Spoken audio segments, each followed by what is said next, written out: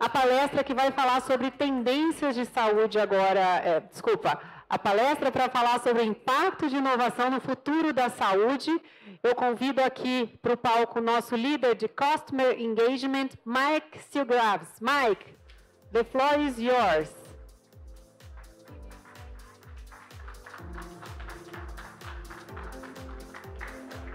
Obrigado, Patrícia, e boa tarde. I don't know how to say. Eu não sei como. Between us and dinner, so I'll do my best to make it really useful for us. We have had a very. Janta, então vou tentar ser bem rápido. Bom, nós tivemos um dia super cheio juntos, né? Muito cheio. Tivemos vistos excelentes discussões, painéis, ideias. Então, antes da gente chegar nessa próxima sessão sobre acelerar a inovação, eu quero só parar por um minuto para a gente se refrescar, né? Para a gente se atualizar aqui, a gente já está ficando cansado. Então, eu quero que o público participe, ok? Vocês estão prontos? A gente precisa da tradução aqui, né, galera? Vamos lá, vocês têm que participar. Vocês estão prontos? Sim, a gente vai ter duas atividades primeiro. Essa é a primeira. Eu vou praticar meu português agora. Tá? Eu sou um gringo e vai ficar terrível o que eu vou falar, mas eu vou praticar meu português com vocês, tá bom? E vocês vão praticar uma matemática, tá bom? Então vamos lá. Eu vou colocar alguns números aqui na tela e vocês vão continue somando e digam em voz alta comigo. Repitam em voz alta comigo. Tá bom, vamos tentar. Então vamos assim. A gente vai 1040. 2070, 3070. Oh, you're so good. 3090, 4090. It must know. Okay. What happened? O que aconteceu aqui? Dá uma olhada aqui. Eu juro pra vocês que dá 4.100. A gente fica pensando 5.000, né? Mas não é. Porque a gente acabou se pegando demais em um padrão, né? Que acabou levando a gente a um resultado que a gente achava que era certo, mas que estava errado. Bom, então vamos lá. Matemática é difícil demais, né? Então vamos esquecer a matemática. O próximo exercício não vai ter matemática nenhuma, tá bom? Eu só preciso que vocês olhem para essa tela e me digam o que está falando nessa tela. Bom dia. Sim, mas não. What happened? O que aconteceu aqui? A gente tinha mais ou menos um padrão e a gente nem parou para pensar. A gente simplesmente sabia que a resposta só podia ser bom dia, só que não era. Então, por que eu comecei com essas duas atividades aí falando sobre inovação? Bom, porque se nós vamos falar sobre inovação, nós temos que começar com a compreensão sobre humanos. Para nós, os padrões são poderosos. E se nós não questionarmos os nossos padrões, eles vão acabar virando as nossas prisões. Eles podem nos enganar a pensar de maneira errada. Eles podem fazer a gente pensar que a gente está indo para um lugar, quando na verdade a gente está indo para outro. E quando a gente pensa sobre a saúde, sobre o mercado da saúde, nós sabemos que há padrões muito poderosos.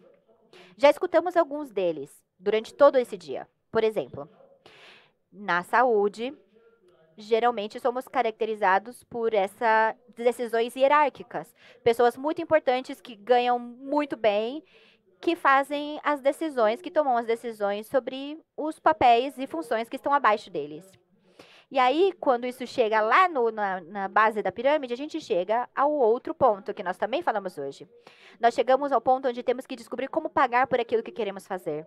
E aí, temos esses ciclos de financiamento e investimento que são extremamente longos e complicados, principalmente aqui no Brasil, por exemplo, onde vocês têm o Ministério da Saúde, que faz as licitações, etc. Até o momento que a gente, de fato, chega ao dinheiro por aquilo que você queria fazer, a razão pelo qual você queria aquele investimento já ficou para trás. Então, o sucesso chega no terceiro no terceiro padrão, né? Que é onde a gente chegava nos pontos de organizações cheias de silos, né? A gente já falou sobre isso bastante, né? Sobre dados e etc. que ficam em silos. Então, quando a gente tem esses times que estão em silos, a gente precisa pedir ajuda e a gente acaba nesse triângulo super poderoso na saúde, que a gente tem que tomar muito cuidado, mas eu devo dizer que, ok, pode funcionar para algumas coisas. Por exemplo, se você quer construir um hospital, talvez seja uma boa ideia fazer isso mais devagar, ter um bom plano, conseguir um investimento. Agora, quando a gente fala de inovação, que é o tópico dessa sessão, principalmente sobre acelerar inovação, bom, aí esse padrão é tão útil quanto essas rodas quadradas numa bicicleta. Elas parecem como algo que pode funcionar, te ir para frente, mas quando você tenta pedalar, tem uma grande resistência. Vocês conseguem sentir isso nessas suas organizações? Vocês tentam puxar para frente e aí vai com bastante força e você consegue ir um pouquinho para frente. Mas aí a quantidade de esforço que vocês utilizaram foi muito maior do que os benefícios que vocês conseguiram extrair.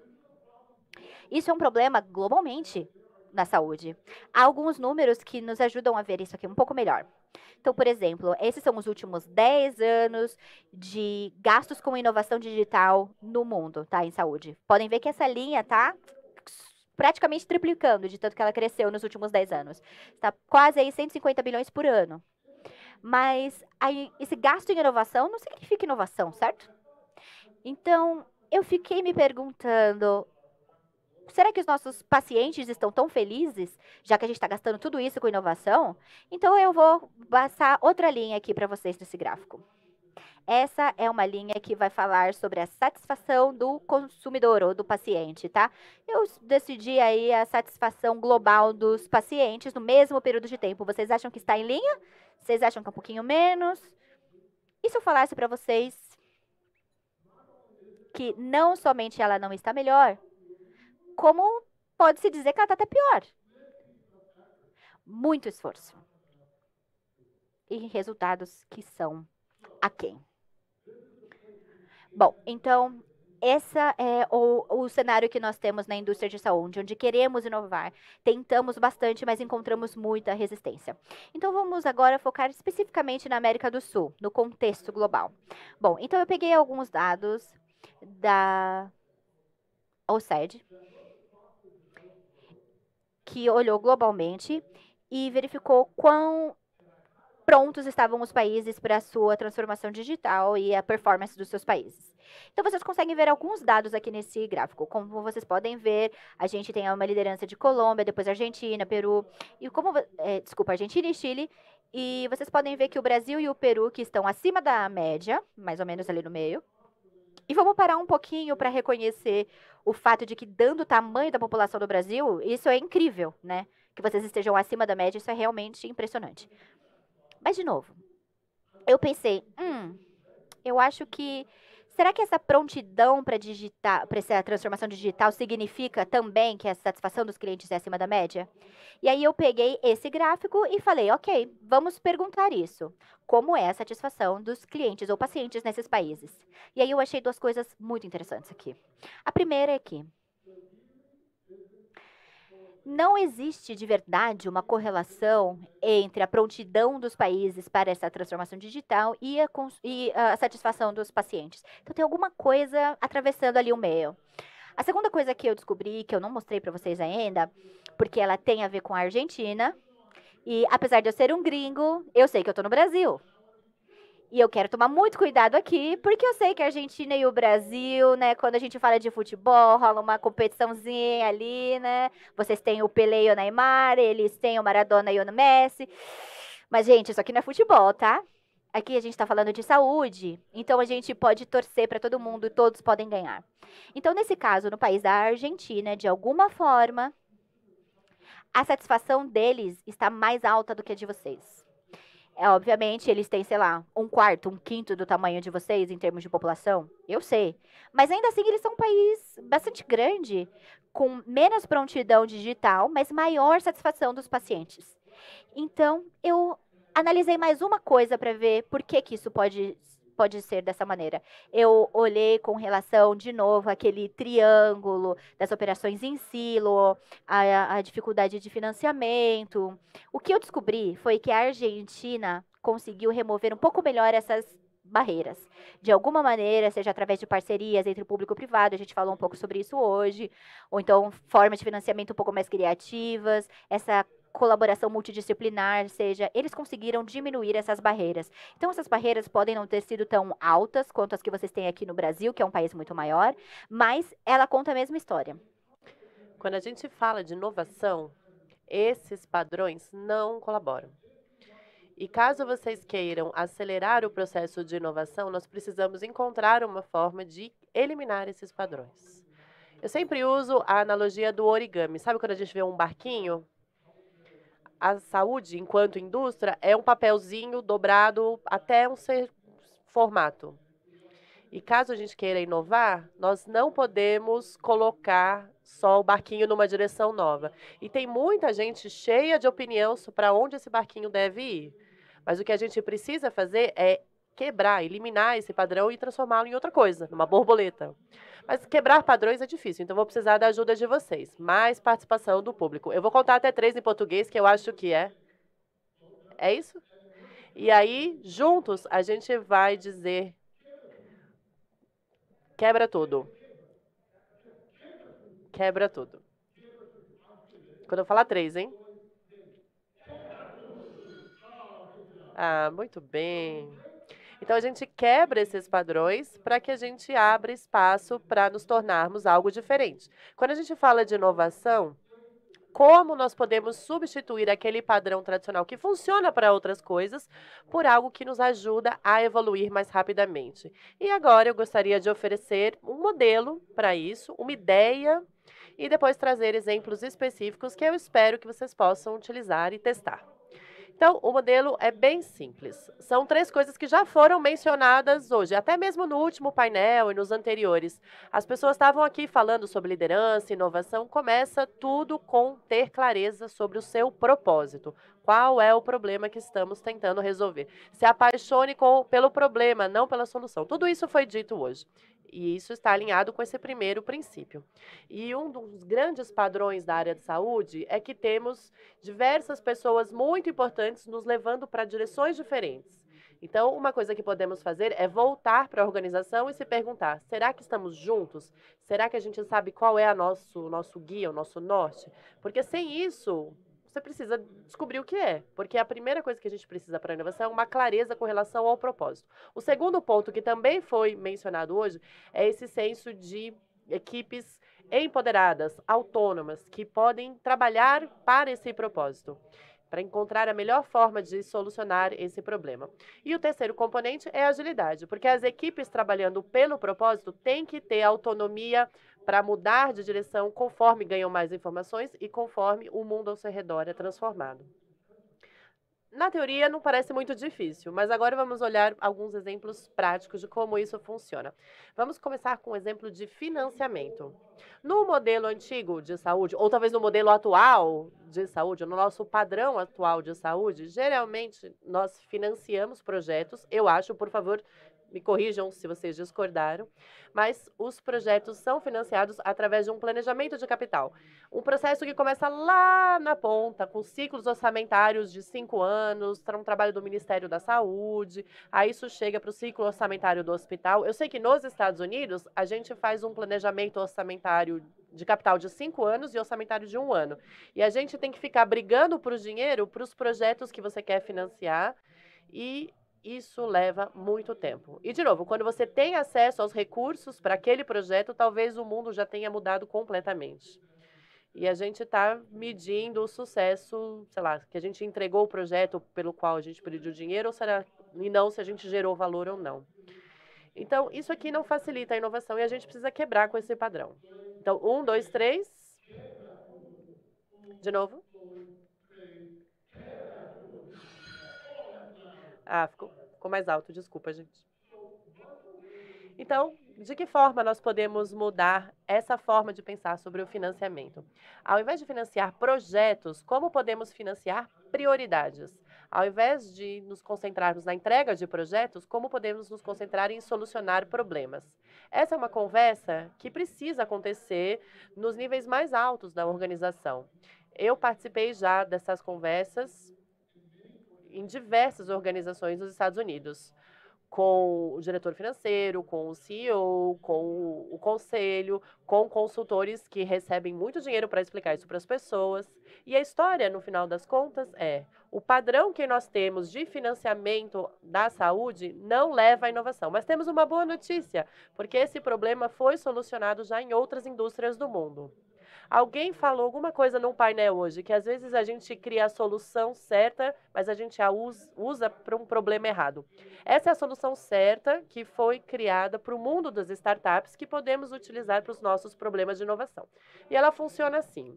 Ao invés de fazer o seu planejamento de capital, você separa um dinheirinho que estejam alinhados com o seu propósito, qual é o valor que você quer gerar. E dentro dessa área, você aloca os recursos nas iniciativas mais importantes para esse propósito. E aí, você entrega isso para as equipes empoderadas e com autonomia, que tem como trabalho incansavelmente trabalhar por esse propósito. E aí a gente faz uma reavaliação e adaptação conforme necessário. Mas de onde esse dinheiro vai vir? Talvez vocês estejam se perguntando.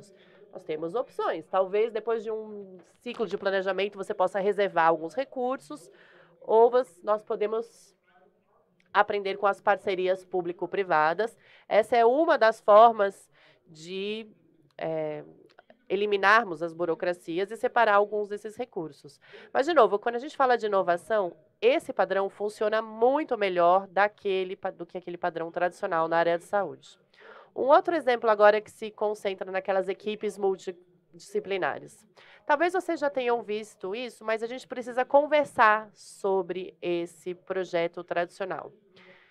Geralmente, a gente usa essa estrutura em cascata para gestão de projeto. A gente recebe o dinheiro, os recursos, e a gente passa por esses ciclos. Quais são os requisitos, o design, que é tudo o planejamento. Aí a gente desenvolve, testa e implementa. E aí, um dia, lá no futuro, a gente entrega alguma coisa para o mundo. E quando isso é feito, provavelmente, a gente já perdeu o prazo, a gente passou do orçamento e o problema que a gente está tentando resolver já tem uma solução muito melhor. Enquanto isso, a gente está entregando relatórios para todo mundo, está todo mundo comemorando o sucesso do projeto. Esse não é um padrão que nos leva à inovação. Então, o que a gente vai fazer? A gente precisa quebrá-lo. Mas quebrar padrões é difícil, então eu preciso da ajuda de vocês. Estão prontos de novo?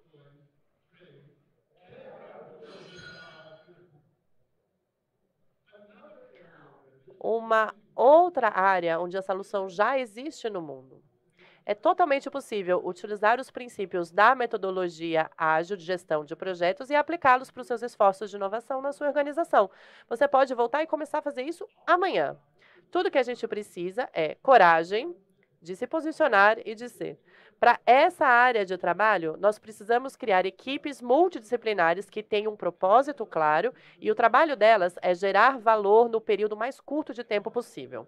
E depois que esse valor é gerado, a beleza dessa abordagem é que lições são aprendidas e mais valor é gerado.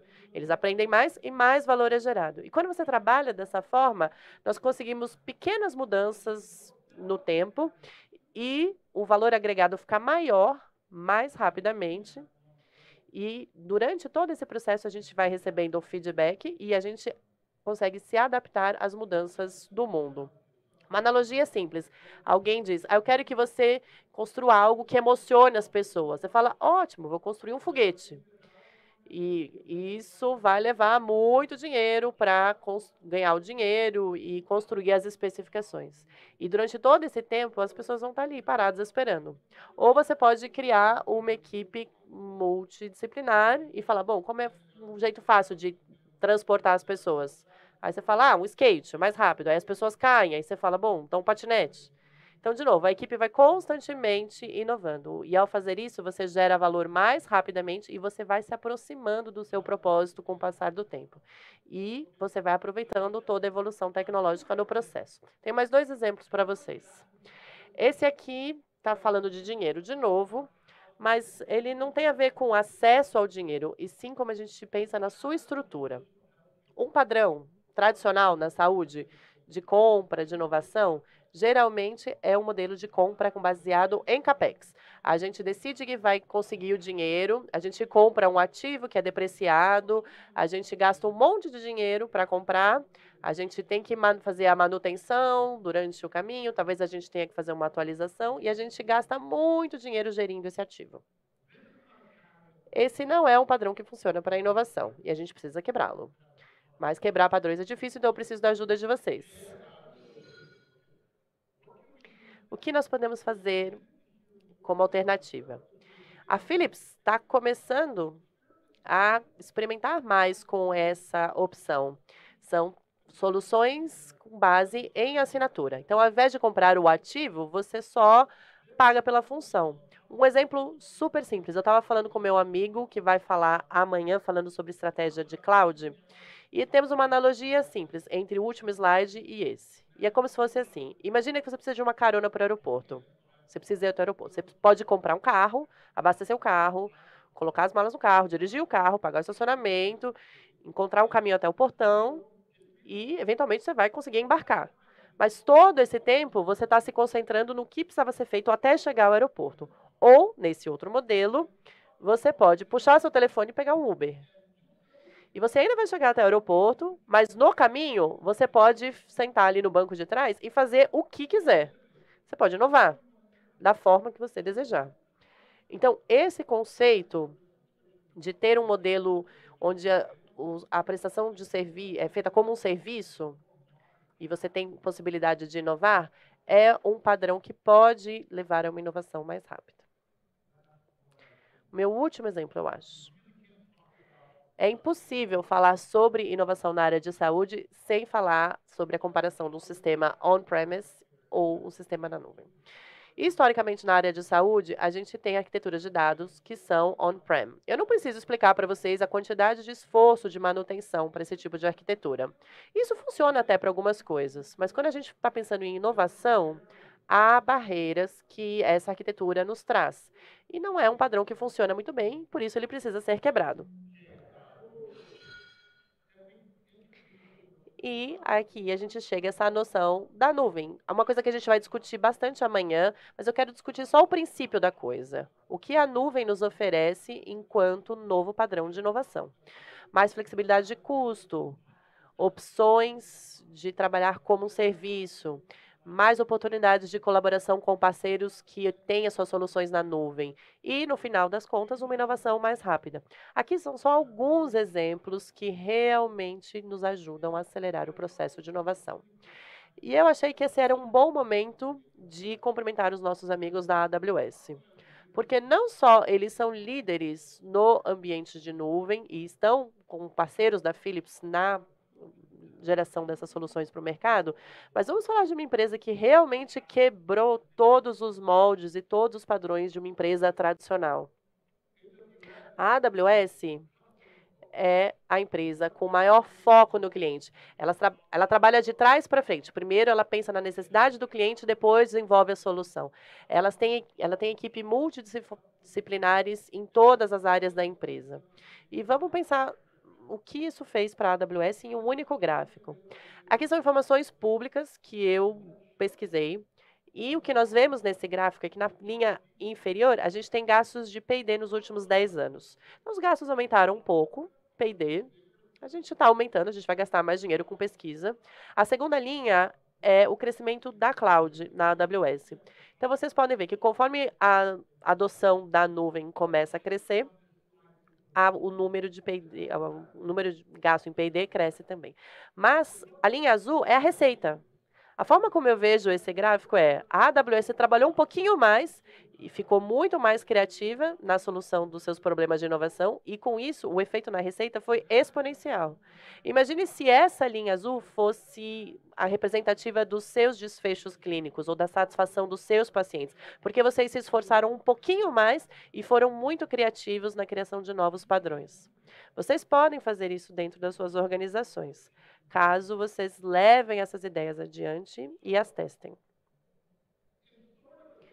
Então, tentando resumir tudo isso, embora eu não queira chamar isso de resumo, porque eu só estou tentando levá-los num caminho diferente, né, um caminho certo.